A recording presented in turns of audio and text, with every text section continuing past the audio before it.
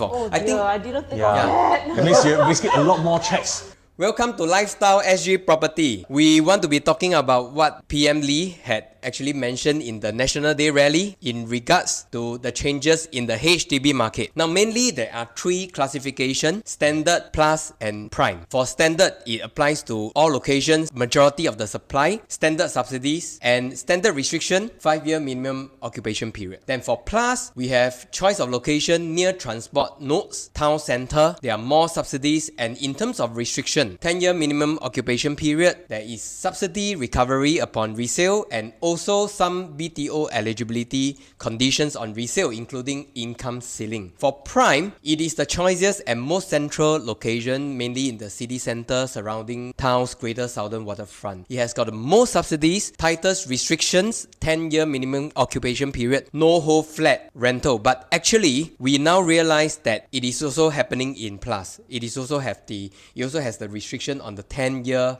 minimum occupation period with no whole flat rental. And then there is also subsidy recovery upon resale, and then full BTO eligibility conditions on resale, including income ceiling. Now, today we will be having this discussion. Anyone want to start? When you first receive this information, what kind of ideas that come to you? What are the main changes that will affect the property market? I think when this first came in, what I felt was instantly that those that are currently in the market right now, the current HDB properties that are near MI station, that are resale right now, that are new, these will become highly sought after. Very high in demand, because going forward, especially from next year, second half onwards, almost everything that is near, that's convenient, near town center, near MRT will then now be classified under plus with a 10-year MOE period, which of course means that the subsequent buyer that buys from the seller will also have to fulfill the 10-year MOP period, and that will set itself apart from the existing pool that we have today that buyers can buy into.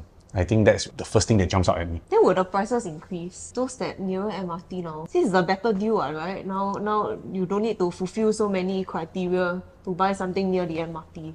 Oh yeah, I would think so. In fact, I have had several buyers reach out to me about this, and they are a little bit upset because they've been thinking of buying, and now these measures just kicked in. So even before it's in place, which is supposed to be next year second half 2024, I'm pretty sure right now, because of this new information, prices will start to shift upwards, because there'll be even more demand right now. People are focusing more on places like this, to jump in before all these things starts kicking in, and then you'll see even a more pronounced change. Actually, I want to bring up also for single buyers, it's a good news for them, because now they can buy all the flats across Singapore. Previously, they were only able to buy BTO for non-mature estates. Yeah, that's true. So now they actually can buy the prime one, the BTO flats that's under prime, right? Yes, correct. Yeah, correct. Subject to 7,000 income ceiling. Yes. And also right now 14,000 for 14,000 for the plus, Yes, and correct. also the standard ones. Correct. Okay. Correct. And then in this case, it means the buyers, these buyers, single buyers, they can not just look at resale, but they can also look at BTO as another option right now. So while the policy means that the pre-existing resale flats in the open market, there will be probably more demand for people going into it because of lesser restriction, but some of the demand in these properties may also be lesser, because correct. it means that more people can now go and buy the new ones Yes, that's correct. coming out next year, Yeah. right? Okay, for singles, actually is a good time, because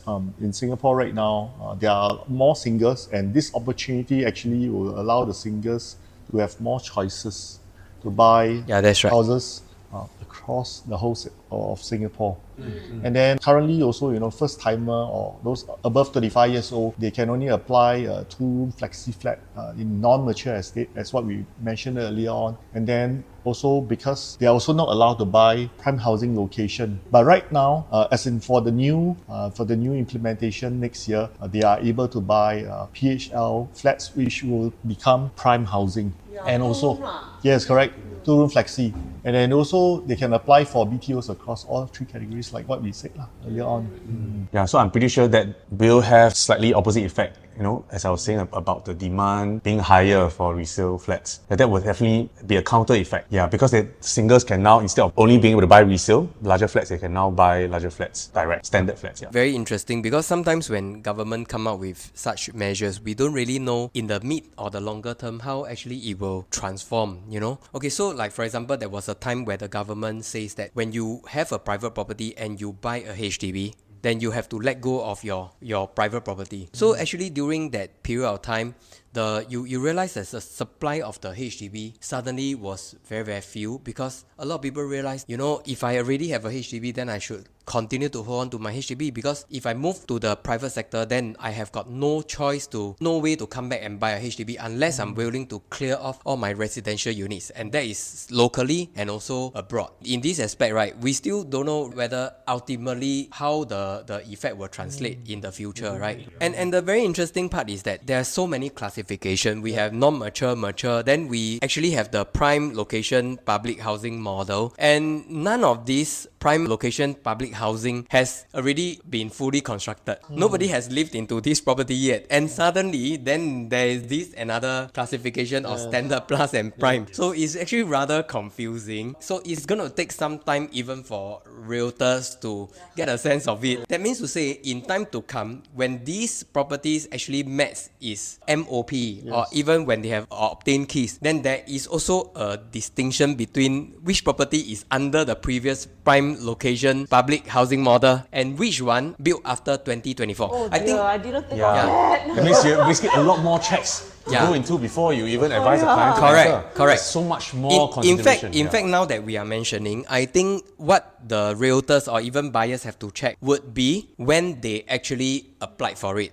So anything after 2024 second half, then is under these three category. Anything before, if it is in the prime housing location, then it's under the before. That means to say, if I'm a single and I start sourcing for a flat, I cannot happily merrily think that, this one is in prime estate, and if it's a 2-room flexi, I can safely buy into it. If it fall before that one, then I cannot buy. Yeah, anything before second half of 2024, essentially. Anything that is PLH right now, today. Right.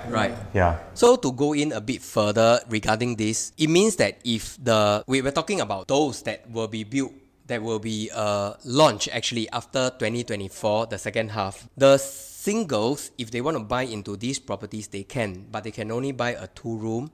And in terms of the income ceiling, they are subjected to 7,000.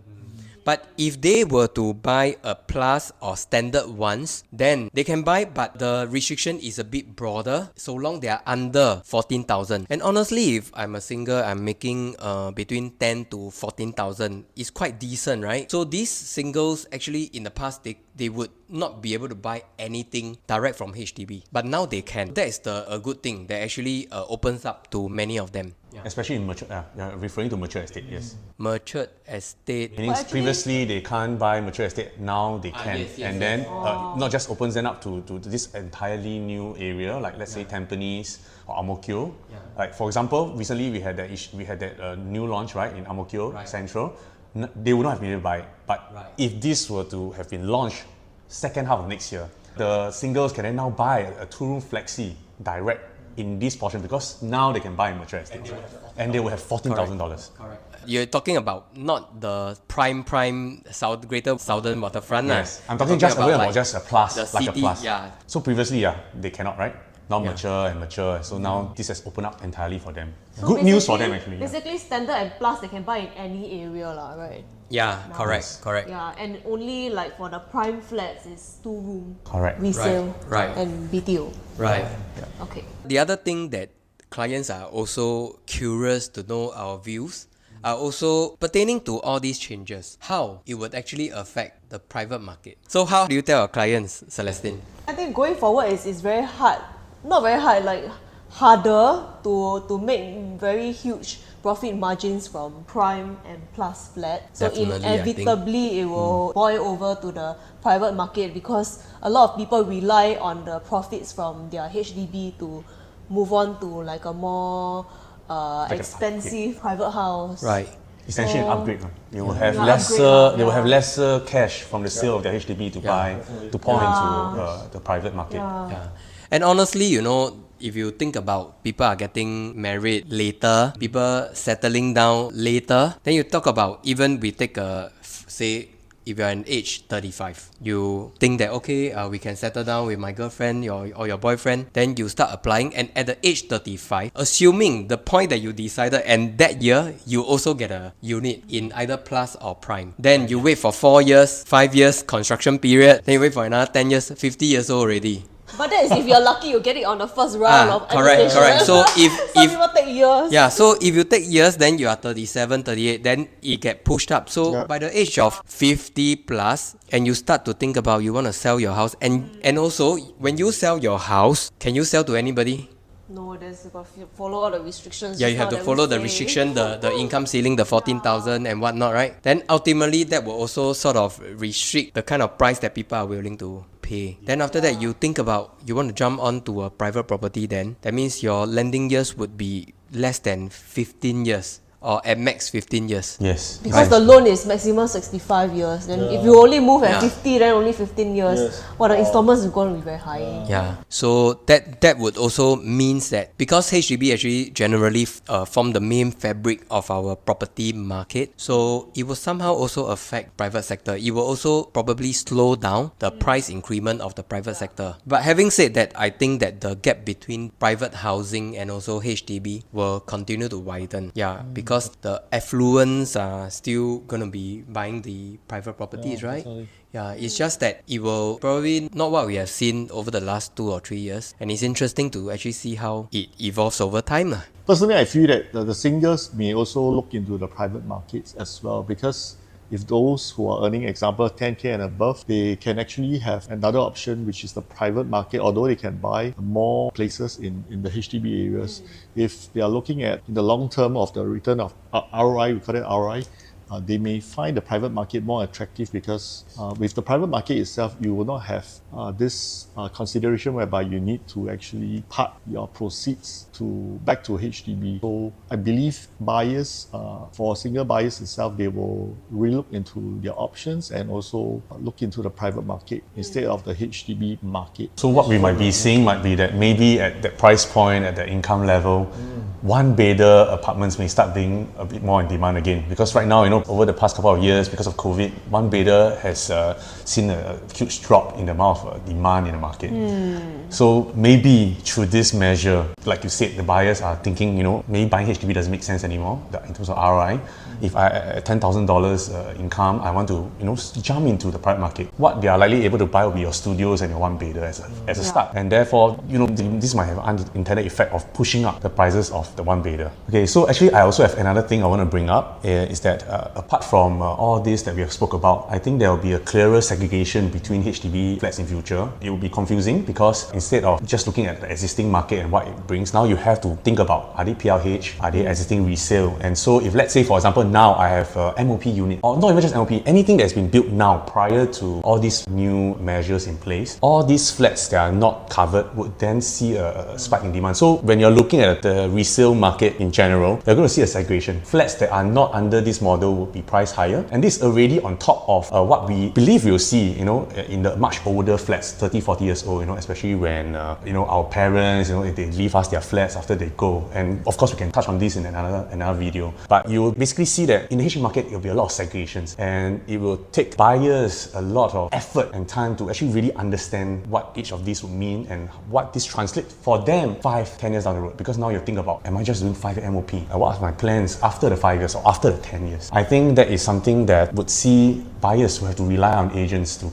actually decipher this information for them. Actually, after listening to all of what you all said, I feel like the government is quite smart. I think they think through it, like the whole process already. They already foresaw what is going to happen. And I felt like they have taken the private market into consideration also, because like as you said, like the one bedder will be more in demand. So it spreads the demand more evenly throughout the market, I think. And also back to the older flats that are in better location, I think, is to even out the whole demand. Do you think so? I don't know. Yeah, I think ultimately they are the ones that has got the most data. And then PMD also said that there are more people that are not getting married and they are more single. So while they used to have some restriction, now they are actually pushing out more choices for them. I don't know actually what is at the back of their mind when they actually put in more restriction. Maybe they are thinking that I put in more restriction, I push you to get married. I'm not sure lah. But ultimately they realize that still, no matter what happened, people are still remaining single, right? So I guess that's just one of the things. Yeah, I would say the government's intention is probably to stop people people's mindset that buying a HDB means that after 5 years I'll definitely be able to earn from the flats. And I think the biggest thing would be that previously, if you can buy something in the prime area, you're starting to see a bit of segregation from people who can afford central locations, having greater appreciations versus someone who's buying maybe a bit non-central area. So they want to make the areas not just prime areas only for slightly more affluent people, but also for people who might have been more of a budget, and that's why they come up with more subsidies. Basically, in return for having more subsidies, they slap on more restrictions, and they are hoping to have more level base for everyone. That means you don't have to be rich to live in the Greater Southern Waterfront, for example. Right. I think that's one very interesting that Christopher mentioned, that they're also spreading the demographics in terms of income level. So if you are single, you actually make more. You actually cannot live in the prime area. If you are single, you make below 7,000. Actually, you get to live in a prime area. So they are actually just spreading this, so they are no longer like giving exclusivity to a certain areas. I think that can only be good for Singaporeans. Ultimately, whether you are living better, you are not living better, we are all actually staying at one place, just like the ethnic quota, right? So actually, what is the end effect of everything? The main effect actually is to spread the demand across the board, right? Yeah, that's the main thing I feel. More only, I think HDB is just trying to stay true to its mission at keeping things affordable for people, and to send across a clear message to any Singaporeans, any buyers that if they buy a HDB flat, they shouldn't be out there looking to make a profit. I think that's the clearest message that they want to control the prices and not let things go out of hand. That's right. But the extent of the effects, I think no one can determine at this point. We have to see how things play out when things really come into play. Right. I think the tone that the government actually has set has changed, because in the days of Lee Kuan Yew, if you have read his books, I shared this with actually many people. Actually, he kept saying that, if you look across the world, how many other countries who has got public housing scheme is able to see their public housing actually jump in this kind of level of appreciation? That actually also has a meaning to it, meaning to say how fast a country or a city actually has propelled itself over the years. But after that, you see that in the last 10 years or so, the ruling party, the government no longer mention about this actually effect. In fact, what you can see is they wanting to actually sustain the price, and they do not want to see the prices go up too much. I think that's basically also, to round off, I think that times has changed. I think previously when Singapore was small and young, and then they wanted to instill confidence in something that was very new, that's HDB. They wanted people to believe in ownership, and therefore they are saying, okay, you trust me, you own a flat by yourself, and this will be your nest egg because it will appreciate. But in today's time, when people are more afraid about cost of living, about how the future generation can actually afford a home, and also about how equality plays out in where you buy and where you can buy a flat, I think that is now the focus of the government, that you want people to be able to afford it, and the people who can afford it to be equal. And I think that's a change. Long as it is mentioned, they no longer talk about it being an appreciating asset forever. They just want to hold it steady, make sure that it's affordable for people that there's the income level that can afford it based on whatever's there. Okay, thank you for joining our conversation. I guess we have a very fruitful, understanding of each other's views. And I think that in the coming days, there will be more data, more interpretation, more ideas. And hopefully there will be another episode that we will be able to share with you guys more. Stay tuned, subscribe to the channel. Bye-bye.